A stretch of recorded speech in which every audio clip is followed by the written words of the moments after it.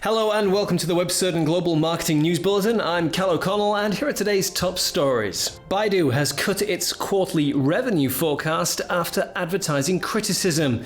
Online retailers in Switzerland are showing evidence of poor customer service, and Rakuten has announced plans to move further into India.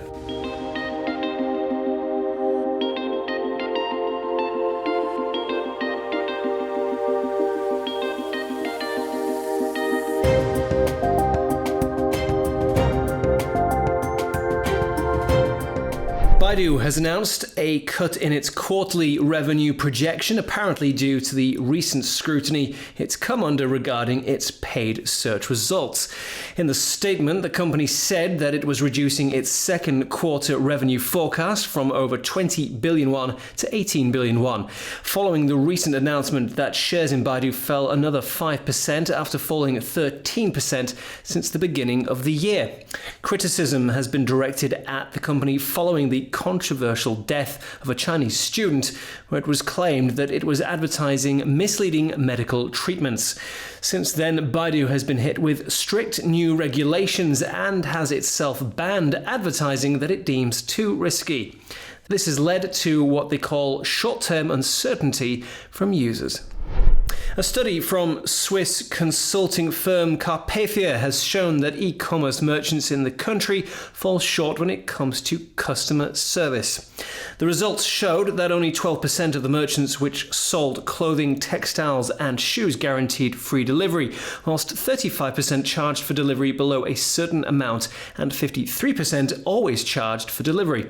When it comes to the threshold at which most companies were likely to offer free delivery, food and drink sellers offered free shipping on orders above 291 euros, whilst on average media retailers offered the same service on orders above just 35 euros.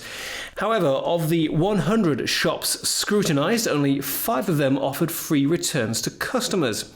Carpathia said that the return conditions were also difficult to understand or find. They said that it was unnerving to read terms and conditions, but still not have clarity over whether or not customers could return items. Just a week after confirming its withdrawal from multiple global markets like the UK and Spain, Rakuten has announced plans to invest into India. After opening up a development centre there in 2014, Rakuten will now launch its own marketplace in India by next year, putting it into direct competition with Flipkart and Amazon India.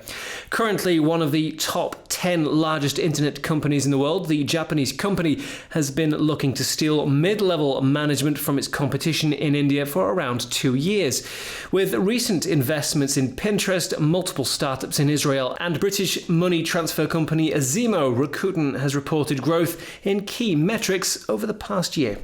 According to a recent study, UK social media users are likely to be turned off a brand if they are bombarded by them.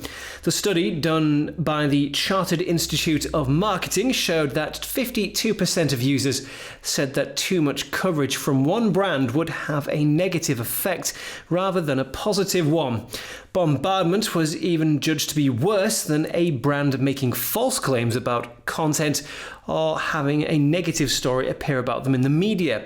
However, another study taken over a year ago by Atomic Research showed that social media users were already frustrated by brands posting too many social media updates, demonstrating that brands are perhaps unwilling to prioritize quality over quantity.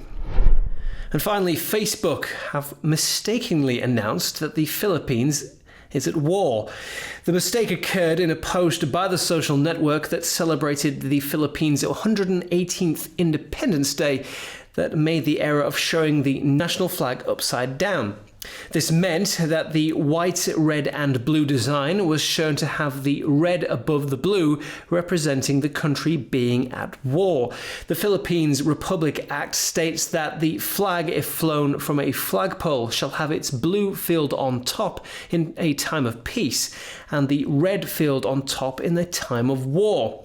The mistake was noticed by commenters who informed Facebook, who then issued an apology for the error, saying the mistake was made made in an attempt to connect with people on Independence Day, and that they cared deeply about the community in the Philippines. And that's all from me today. Thanks for joining us, and be sure to check out our Catch-Up TV service to access our full database of in-depth interviews with global digital marketing professionals, news, how-to videos, and more. See you next time.